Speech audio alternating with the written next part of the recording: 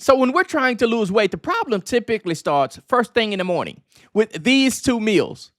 And I'm going to explain to you something that is going to be an eye-opener for you. This is the difference between success and failure on your weight loss journey. It starts first thing in the morning. This is ground zero.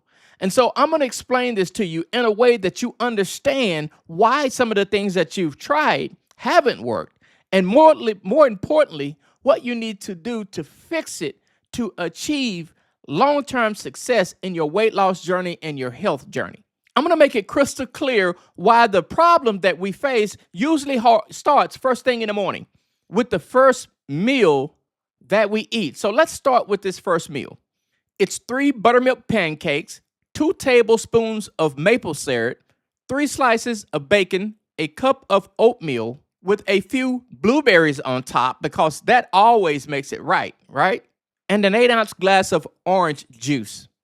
So what's going to happen when you take a bite of these pancakes is the enzymes in your saliva is going to start breaking down these long chains of starch, and it's going to break them down into what's called simple sugars.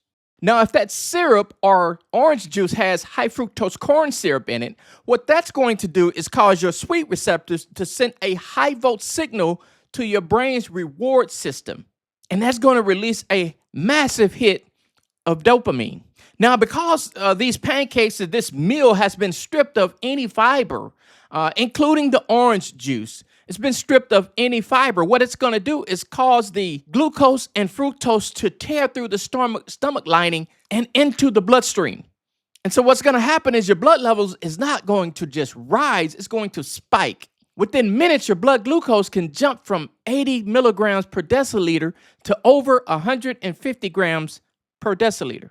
That's going to cause your pancreas to sense an emergency and flood the system with insulin. And what insulin is going to be trying to do is about the equivalent of trying to shove 500 people into a room that only holds about 50. That's your fat cells. It's trying to get your fat cells to unlock and store away this extra glucose as triglycerides. And because the signaling is so aggressive, it often overclears, leading to a hypoglycemic crash. Have you ever eaten a meal and just minutes later, less than an hour later, you feel shaky and you're hungry again? Your nerves are uneasy. That's what's happening. You're having a hypoglycemic crash. So now let's look at this other meal. You have 3 almond flour pancakes, and I can tell you these things are good, and they're super easy to make. Just a few simple ingredients. You have 2 tablespoons of sugar-free syrup if you want. They taste good by themselves. You really don't need it. But if you want that extra sweet taste to it, you can. 3 slices of bacon, 3 scrambled eggs, 2 sausage links, and half an avocado and black coffee or lemon water. Now, when you start consuming these meals, the pancakes and the eggs, there's very little for your salivary amylase to do. Instead, your lingual lipase begins the much slower process of breaking down the fats that's in the eggs and the avocado. And because you don't have a sugar spike, the flavors of the umami from the bacon and the sausage signals satisfaction. So now with this meal, you're getting a much slower gastric emptying because the contents of the food that you're consuming is like a speed bump in your stomach. So it's slowing down the gastric emptying and the digestive process. I often make the comparison between being in rush hour traffic in Houston, Texas, and being out on some open highway out in Nevada through the desert. This is the difference between the two. So with this low carb meal, what's going to happen is you slow the gastric emptying.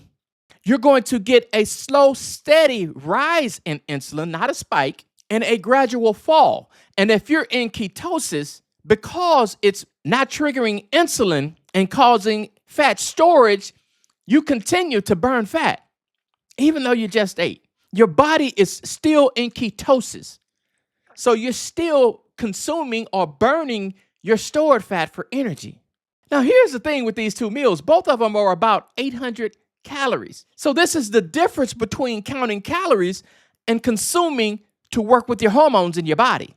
Calories don't matter if you're triggering the wrong hormones, which is why people get stuck and they're trying to lose weight and they're doing everything they're supposed to do, and they're still not getting anywhere.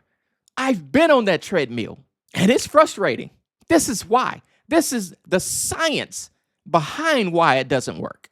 When you're consuming these foods that spike insulin, you're working against your own body's biology. When you consume these foods in the first thing in the morning, pancakes and orange juice and cereal and oatmeal and bagels and toast and coffee with 2 or 3 scoops of sugar in it, you're redlining your engine before you even get out of the driveway. And over time, as I've talked about many times before, with elevated insulin, there's a downstream effect. Systematic inflammation. Chronic high glucose is like putting sand in the gears of your body's machinery. The storage cycle is constant. The fat burning cycle don't exist, followed by the brain fog, lack of sleep, constant stress, and on and on and on. And it starts first thing in the morning. A high-carb breakfast is a sprint. It's a quick burst of energy followed by a long, exhaustive recovery. A low-carb breakfast is a marathon. It's a slow, steady pace, slow, steady energy throughout the day. You're not getting the check engine light in your body's system. So the problem starts first thing in the morning by choosing what you consume. And when you're choosing to consume low carb, what happens over time is you learn that you have more energy during the day. There's no more mid-morning crashes. Your mitochondria are burning clean energy. They're healing themselves. You have more energy throughout the day. You're not trying to compensate with energy drinks and coffee all day long just to function. That was me. So I know.